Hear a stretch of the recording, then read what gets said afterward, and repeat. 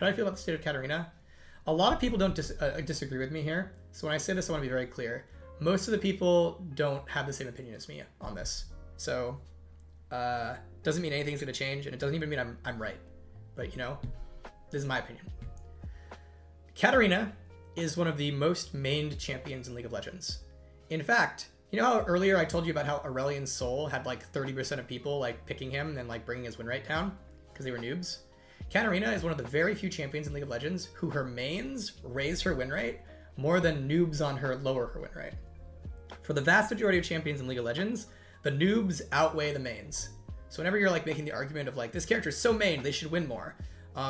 Usually it's not true, and usually the new players on the champion are often outweighing the win rate gained by the mains. Katarina is one of the very few champions in League of Legends where that is not the case. She legitimately gains win rate from being mained. So to me, I genuinely believe that she's a little weak. Because I look at her win rate, and it's like below 50, and despite the fact that she's so mained, and mains are like really good at her.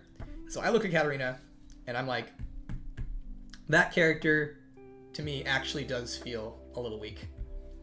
Now, again, a lot of people disagree with that. A lot of people look at Katarina, and they're like, this character is super high agency, and can just do whatever she wants, and she's totally fine where she is. And that might be very well be true. I, though, given my understanding about how main she is, I do believe she might be a little weak. And then the other thing I think about Katarina is I'm personally not convinced that the long-term benefit of all her spells applying on hits.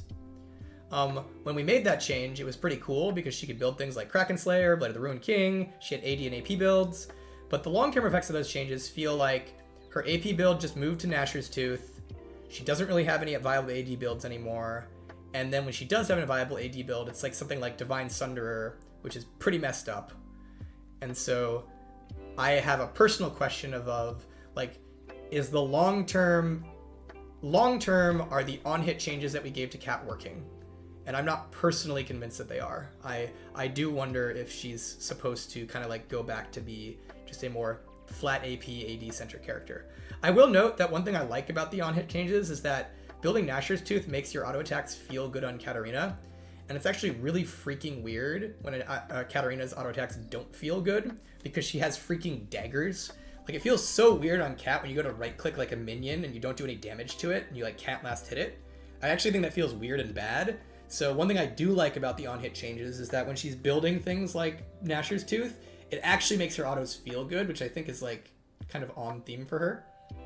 But I do wonder if like the other effects of those on-hit changes though have been good in the long term. So that's the thought. Do you have any opinions on Evelynn? She's been performing fairly average, but it's getting nerfed just because of frustration. It's a combination of frustration and power and higher MMRs. You could say she's performing average. We believe that she is performing above average, which is why we're nerfing her.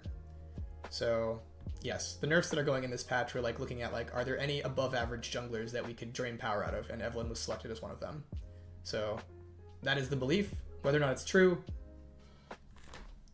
that's up to you to figure out. But we're doing Evelynn nerfs because we genuinely believe she was overpowered and needed nerfs. So we're nerfing her, especially in higher MMRs.